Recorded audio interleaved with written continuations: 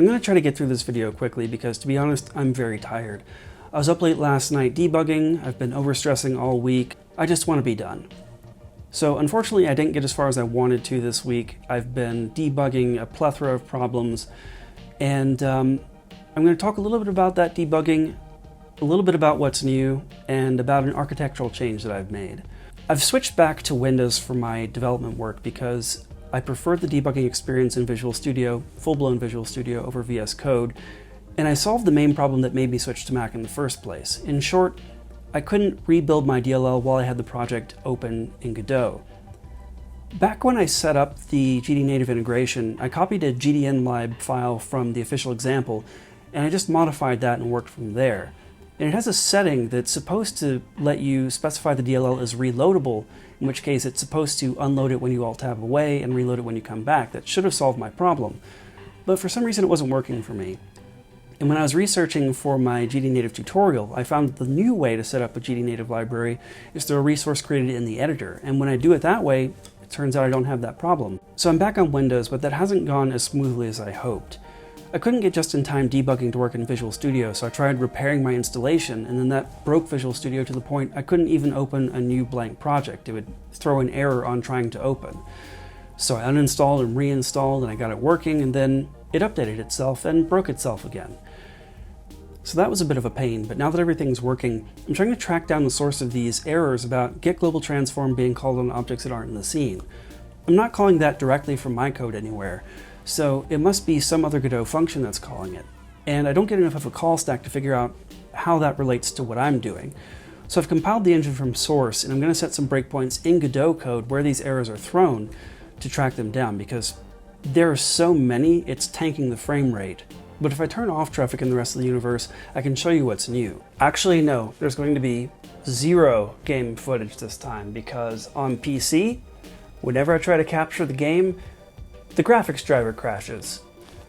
On Mac, I can't seem to build GD native right now because I tried to upgrade to 3.2 and it just won't build the generated headers, and I'm sure I can fix it, but I've run out of patience to fix it today. Essentially, I've given some thought to the visual flow as you're coming into and leaving a system. The downside to the shorter paths as you enter and leave the station is you don't really get to see the station much, unless you rotate the camera manually, but I don't really expect players to do that just to get a look around. So I now have a sort of cinematic camera on approach and departure, as well as some fading transitions and a cinematic view as you're in hyperspace. To facilitate all this, I've made a big structural change. I think part of the reason I've been slowing down lately is my codebase has become sort of a mess. The more disorganized it is, the harder it is to fix things or add anything new.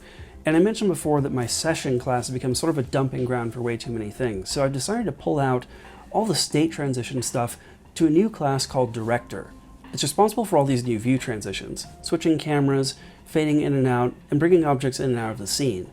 But it's also responsible for advancing time and any other major state changes.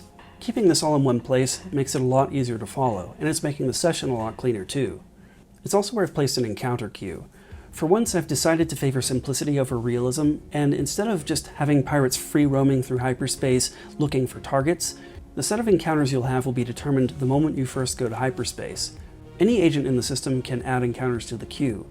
The pirates will do it based on your cargo value, but any story job could have specific encounters associated with it. But that's a work in progress, so I'll go into more details next time.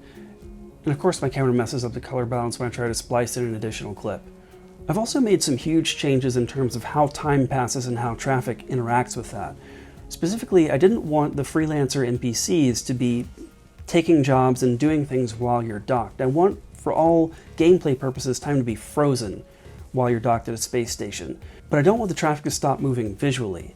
So what I've done is made all the traffic movement while you're docked purely cosmetic. When you arrive, every other ship that's in hyperspace technically arrives at the same time, but visually some ships are delayed and some of them are pre-landed. Then any ship that's landed will leave after a random period of time, wait another random period of time, and then come back in. So it looks like ships are always coming and going, but it's really the same ones. Similarly, when you hit hyperspace, all other traffic hits hyperspace at the same time if they have somewhere to go. But because of my issues with traffic outside the scene, I can't fully test or demonstrate this at the moment. And I think I'll leave the video here, even though it's probably a bit short. So as always, it really helps me out if you hit the like button, spread the word, and subscribe if you haven't already. And of course, thanks for watching.